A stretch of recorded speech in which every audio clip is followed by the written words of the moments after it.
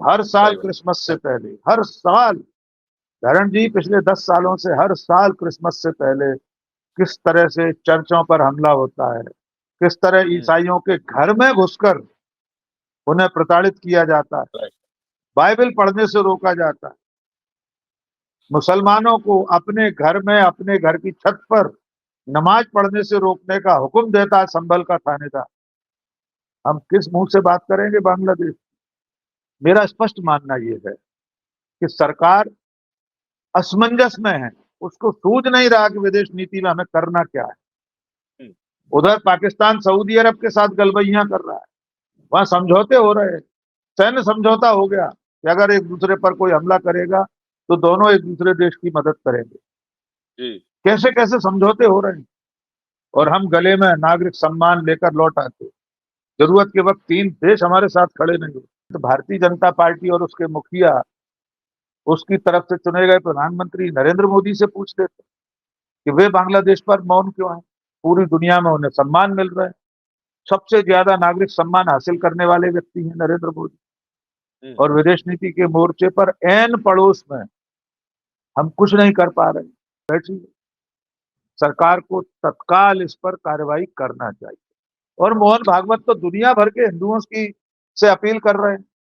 उन्होंने तो कहा है कि बांग्लादेश में जो हो रहा है उसके लिए पूरी दुनिया के हिंदू आवाज उठाए, हम्म। अपनी सरकार से भी तो मांग कर लेते। दरअसल में ये विदेश नीति का मामला है।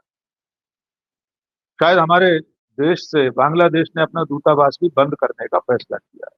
ये बहुत बड़ी बात है, ये बहुत बड़ा कदम है कि जो पड़ोसी देश जिसका अस्तित्व ही हमारी वजह से दुनिया में आया है, जो दुनिया के भूगोल में बना ही हमारी वजह से है, तत्कालीन प्रधानमंत्री इंदिरा गांधी और भारत की सेनाओं के शौर्य का सबसे बड़ा प्रतीक है बांग्लादेश, और वो हमारे साथ ये सलूक कर रहा है और आज भी यही है हमारे देश में। हम्म। इसके बावजूद भारत सरकार, नरेंद्र मोदी की सरकार, जो अपने आप को हिंदुओं का सबसे बड़ा हितैषी मानती है, उनके समर्थक मानते हैं कि 500 साल बाद कोई हिंदू हृदय सम्राट प्रधानमंत्री बना है। अब तो डॉक्टर मोहन भागवत ने भी कह दिया है, हिंदू राष्ट्र घोषित कर दिया है उन्होंने, कह दिया इसके लिए संवैधानिक स्वीकृति की जरूरत नहीं। इसके बावजूद अगर सरकार इसको लेकर अपनी तरफ से कोई पहल नहीं कर रही तो ये बहुत चिंताजनक है। साथियों नमस्कार। खुद को हिंदू कहने वाले, हिंदू हृदय सम्राट कहने वाले, सरकार हिंदुओं के नाम पर चलाने वाले और हिंदुओं के कंधे पर रखकर बंदूक चलाने वाले आज शांत हो गए हैं। संसद में सवाल पूछा जाता है कि जो हिंदुओं के साथ हो रहा है पड़ोस में, आप उस पर क्या कर रहे हैं? और सरकार सन्नाटे में रहती है, विदेश मंत्रालय चुप रहता है, विदेश मंत्री गायब रहते हैं, और ये तक पूछ लिया जाता है कि क्या अभी भी एस जयशंकर हमारे विदेश मंत्री हैं भी कि नहीं है। हम बात कर रहे हैं बांग्लादेश की, जहां पर रैडिकल इस्लामिस्ट पावर्स ने एक हिंदू व्यक्ति को पहले तो लिंच किया, उसकी बॉडी को रस्सी से बांधकर सड़क पे घसीटा और पेड़ से लटकाकर उसकी बॉडी को सरेआम जला दिया। और जिस तरीके के नारे सुनाई दिए उसमें कोरा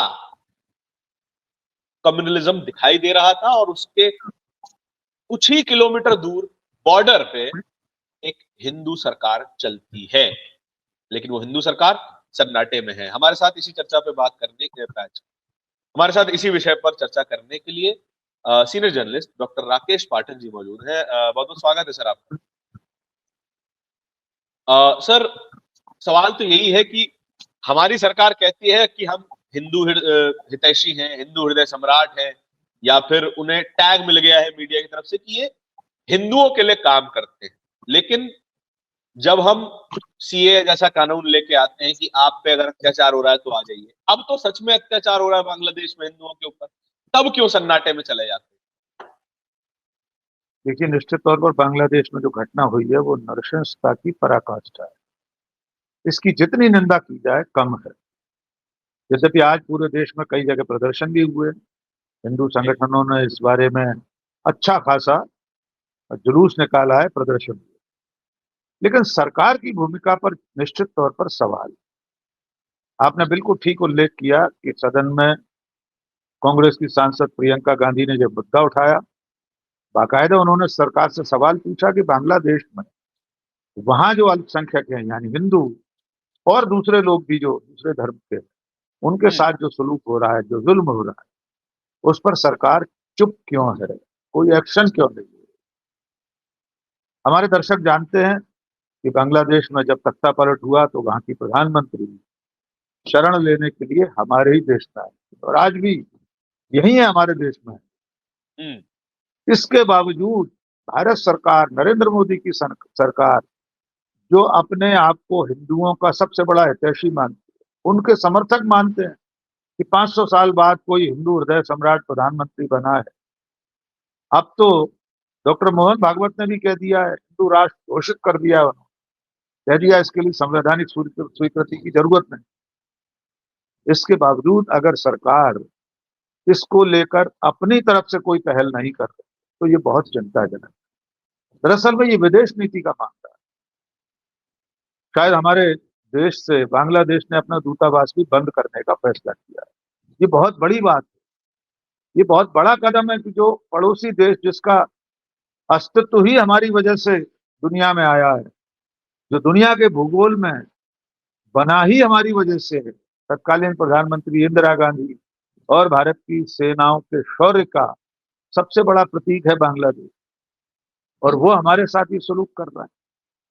सरकार हाथ पर हाथ रखे बैठी है। सरकार को तत्काल इस पर कार्रवाई करना चाहिए। और मोहन भागवत तो दुनिया भर के हिंदुओं की से अपील कर रहे हैं। उन्होंने तो कहा है कि बांग्लादेश में जो हो रहा है उसके लिए पूरी दुनिया के हिंदू आवाज उठाएं। अपनी सरकार से भी तो मांग कर लेते। अपने ही राजनीतिक फ्रंट भारतीय जनता पार्टी और उसके मुखिया, उसकी तरफ से चुने गए प्रधानमंत्री नरेंद्र मोदी से पूछ लेते कि वे बांग्लादेश पर मौन क्यों हैं। पूरी दुनिया में उन्हें सम्मान मिल रहा है, सबसे ज्यादा नागरिक सम्मान हासिल करने वाले व्यक्ति हैं नरेंद्र मोदी, और विदेश नीति के मोर्चे पर ऐन पड़ोस में हम कुछ नहीं कर पा रहे। इसी पूर्वी पाकिस्तान में जब जुल्म और अत्याचार हो रहा था बांग्ला भाषियों पर, जब वहां मुक्ति वाहिनी संघर्ष कर रही थी, तब हमारी सेनाओं ने, हमारी प्रधानमंत्री ने वहां घुसकर हमला करके पाकिस्तान के 2 टुकड़े कर दिए।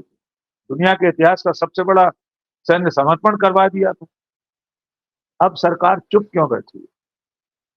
अल्पसंख्यकों को अगर दूसरे देश में अत्याचार होता है, जैसा कि आपने जिक्र किया, भारत में उन्हें नागरिकता दी जाएगी, तो बुला लीजिए जो ऐसे लोग हैं जिन पर जुल्म हो रहा हो, या उनकी वहां घुसकर रक्षा कीजिए। अभी तक कोई बहुत कठोर कदम सरकार ने क्यों नहीं उठाया है, ये सचमुच में चिंता और हैरानी का विषय है। मेरा स्पष्ट मानना यह है कि सरकार असमंजस में है, उसको सूझ नहीं रहा कि विदेश नीति में हमें करना क्या है। उधर पाकिस्तान सऊदी अरब के साथ गलबैयां कर रहा है, वहां समझौते हो रहे हैं, सैन्य समझौता हो गया कि अगर एक दूसरे पर कोई हमला करेगा तो दोनों एक दूसरे देश की मदद करेंगे। कैसे कैसे समझौते हो रहे हैं, और हम गले में नागरिक सम्मान लेकर लौट आते। जरूरत के वक्त 3 देश हमारे साथ खड़े नहीं होते। तो बांग्लादेश के हालात निश्चित तौर पर चिंताजनक है। सरकार को इसमें दखल देना चाहिए। और एक बात जरूर जोड़ना चाहता हूं, जितने लोग बांग्लादेश में अल्पसंख्यकों पर हो रहे अत्याचार से व्यथित हैं, एक बार उन्हें अपने गिरेबान में भी झांक लेना चाहिए। हमारे अपने देश में क्या हो रहा है? पिछले 48 घंटे में कितने ईसाइयों पर हमले हुए हैं, कितनी गिरजाघरों को जलाया गया है।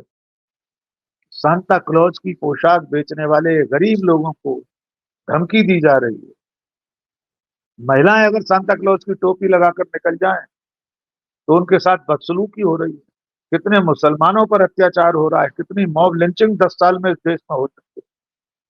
तो हमें दूसरे देश में अल्पसंख्यकों पर हो रहे अत्याचार पर बोलने का हक तब होगा जब हम अपने देश में अल्पसंख्यकों पर हो रहे जुल्म के खिलाफ आवाज उठाते हों। ये सरकार और इसके समर्थक तो देश में हो रही घटनाओं पर कभी नहीं बोलते। अभी केरल में एक दलित को मार दिया गया, बांग्लादेश समझ किसने आवाज उठाई? ये रहता। अच्छा सर, क्या ये भी एक कारण है कि हम बोलने लायक नहीं बचे हैं?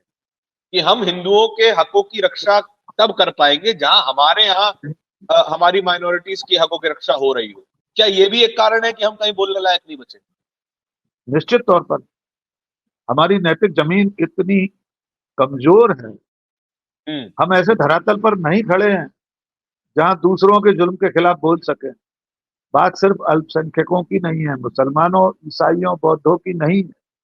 दलित तो हिंदू ही हैं, पिछड़े भी राइट। हिंदू हैं, आदिवासी भी हिंदू हैं। उन पर कितना अत्याचार हो रहा है।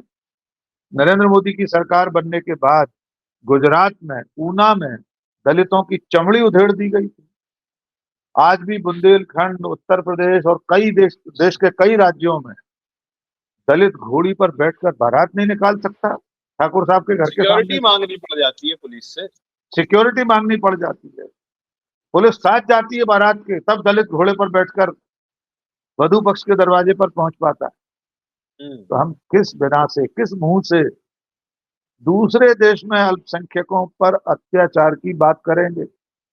किस मुंह से हम दुनिया में कहेंगे कि वहां पर हिंदुओं पर अत्याचार हो रहा है? हम अपने देश में क्या सलूक कर रहे हैं, ये देखने की जरूरत है। हर साल सही बात। क्रिसमस से पहले, हर साल, धरण जी पिछले 10 सालों से हर साल क्रिसमस से पहले किस तरह से चर्चों पर हमला होता है, किस तरह ईसाइयों के घर में घुसकर उन्हें प्रताड़ित किया जाता है, राइट। बाइबल पढ़ने से रोका जाता है, मुसलमानों को अपने घर में, अपने घर की छत पर नमाज पढ़ने से रोकने का हुक्म देता है संभल का थानेदार। हम किस मुंह से बात करेंगे बांग्लादेश? हम होते कौन हैं? हमारे पास क्या नैतिक अधिकार है जब हम खुद गले गले तक भेदभाव, अल्पसंख्यकों पर अत्याचार में डूबे हुए हैं और सरकार की खामोशी उसे बढ़ावा देती है। सरकार और सरकारी पार्टी, सरकार चला रही पार्टी इस तरह की घटनाओं को संरक्षण देती है। और सबसे बड़ी चीज, इस पार्टी का जो पितृ संगठन, जो वैचारिक संगठन है, उसके मुखिया, उसके लोग कभी भी अपने देश में हो रही इन घटनाओं पर नहीं बोले। इसलिए जो श्रृंखल तत्व हैं, जो आवारा गुंडे, लफंगे, मवाली हैं, जो हिंदुत्व के नाम पर संगठन चला रहे, वे सारे लोग बेखौफ होकर दूसरों पर अत्याचार कर रहे हैं। अच्छा, तो ये बात भी सही साबित हो जाती है कि जब हम अ, अपने ही किसी भाई के ऊपर अत्याचार होता हुआ देखते हैं तो हम, जाहिर सी बात है, हमारा दिल पसीज जाता है। लेकिन जब हम राष्ट्र स्तर पर खुद के ही नागरिक को भाई ना मान रहे हो तो हम किसी गैर मुल्क के व्यक्ति को अपना भाई बोलते हुए हमें शर्म आनी चाहिए। जितने भी, सर ने बात बिल्कुल ठीक की, जितने भी लोगों को परेशानी हो रही है बांग्लादेश के मुसलमानों पे अत्याचार होते हुए, उनको ये भी परेशानी होनी चाहिए थी कि भारत के मुसलमानों पर क्या हो रहा है, भारत के मुसलमानों के साथ क्या हो रहा है। तब जाके आप बांग्लादेश या किसी और देश के हिंदुओं को दिल पसीज लगता है उनके लिए। जी सर। एक ताजा घटना और जोड़ देते हैं। जी सर। पहलू पहलू खां की हत्या का जिक्र आप सबको होगा ध्यान। राइट। उसके आरोपियों के खिलाफ मुकदमा वापस लेने की फरियाद लगाई थी उत्तर प्रदेश सरकार ने। आज अदालत ने उसे खारिज कर दिया। यानी आप हत्यारों को बचाने के लिए मुकदमा वापस लेने की बात कर। पहलू खां के हत्यारों का सम्मान किया गया था। राजस्थान में एक दुर्दांत हत्यारे ने सर एक वो हत्या की। पहलू पहलू पहलू खान नहीं है, वो अखलाक अखलाक अखलाक, अखलाक मोहम्मद अखलाक। मोहम्मद अखलाक, माफ कीजिए, माफ। जी। अखलाक के हत्यारों के खिलाफ मुकदमा वापस लेने के लिए यूपी की पुलिस फरियाद लगा रही थी। और राजस्थान में एक हत्यारे की बाकायदा झांकी बनाकर, रामलीला की जुलूस में उसकी झांकी लगाई गई, हत्यारे की। आप कल्पना कर सकते हैं हम किस समाज में, किस दौर में जी रहे हैं? हत्यारों की झांकी बनाई जा रही है, वो भी रामलीला के जुलूस में। उसका पुतला बनाकर, हत्यारे का पुतला प्रतीक बनाकर जुलूस में निकाला जा रहा है। लोग नारे लगा रहे हैं, जय जय श्री राम। हमारे आराध्य मर्यादा पुरुषोत्तम श्री राम के नाम का ऐसा दुरुपयोग।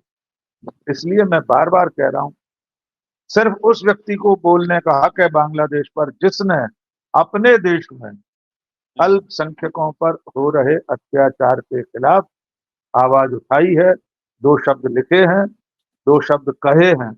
वरना उन लोगों को कोई हक नहीं है जो खुद जुल्म और सितम करने में शामिल हैं और अपने देश में हो रही घटनाओं पर चुप्पी साधे रहते। सही। तो खैर, इस चर्चा के बारे में आपके जो भी विचार हों उनका स्वागत है कमेंट सेक्शन में, और इसी तरह की चर्चाओं में शामिल होने के लिए, अपने विचार व्यक्त करने के लिए बोलता हिंदुस्तान को सब्सक्राइब जरूर कीजिएगा। बहुत बहुत धन्यवाद सर, चर्चा में जुड़ने के लिए बहुत बहुत धन्यवाद।